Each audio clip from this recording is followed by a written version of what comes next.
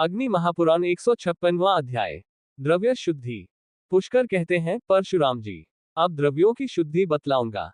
मिट्टी का बर्तन पुनः पकाने से शुद्ध होता है, किंतु मल मूत्र आदि से स्पर्श हो जाने पर वह पुनः पकाने से भी शुद्ध नहीं होता। सोने का पात्र यदि अपवित्र वस्तुओं से छूट जाए तो जल से धोने पर पवित्र होता है। तांबे का बर्तन खटाई और जल से शुद्ध होता है। कांसे और लोहे का बर्तन राख से मलने पर पवित्र होता है। मोती आदि की शुद्धि केवल जल से धोने पर ही हो जाती है।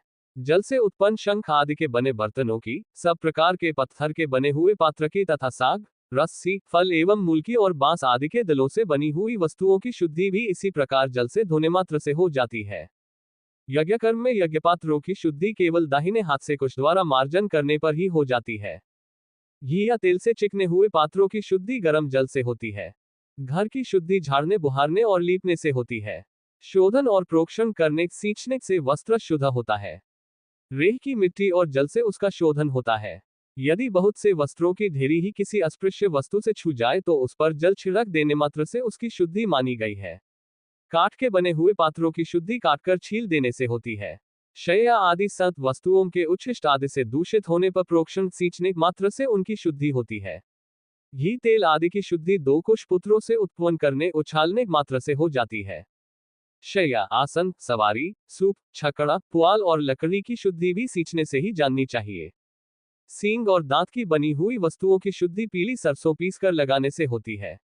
नारियल और तुम्बी आदि फल निर्मित पात्रों की शुद्धि गोपुच्छ के बालों द्वारा रगड़ने से होती है। शंख आदि हड्डी के पात्रों की शुद्धि सींग के समान ही पीली सरसों के लेप से होती है। गोंद, गुड़, नमक, कुसुम्भ के फूल, ऊन और कपास की शुद्धि धूप में सुखाने से होती है।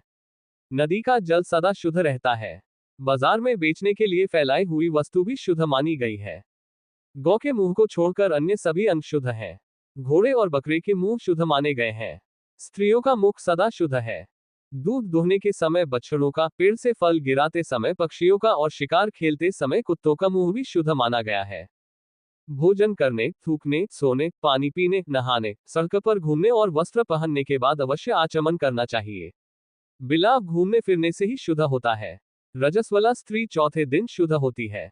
ऋतुस्नाता स्त्री पांचवें दिन देवता और पितरों के पूजन कार्य में सम्मिलित होने योग्य होती है।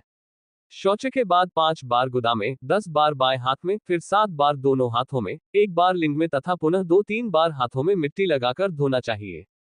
ये गृहस्थों के लिए शौच का विधान है। ब्रह्मचारी, वानप्रस्थी और सन्यासियों के लिए गृहस्थ की अपेक्षा चौगुने शौच का विधान किया गया है। टिसर के कपड़ों की शुद्धि बेल के फल के गूदे से होती है, अर्थात उसे पानी में घोलकर उसमें वस्त्र को डुबो दे और फिर साफ पानी से धो दे। तीसी एवं सन आदि के सूत से बने हुए कपड़ों की शुद्धि के लिए, अर्थात उनमें लगे हुए तेल आदि के दाग को छुड़ाने के लिए पीली सरसों के चूर्ण या उपटन से मिश्रित जल के द्वारा धोना चाहिए। मृगचर्म या मृग के रोमों से बने हुए आसन आदि की शुद्धि उस पर जल का छींटा देने मात्र से बताई गई है। फूलों और फलों की भी उन पर जल छिड़कने मात्र से पुनर्तः शुद्धि हो जाती है। इस प्रकार आदि आग्नेय महापुराण में द्रव्य शुद्धि का वर्णन नामक 156वां अध्याय पूरा हुआ।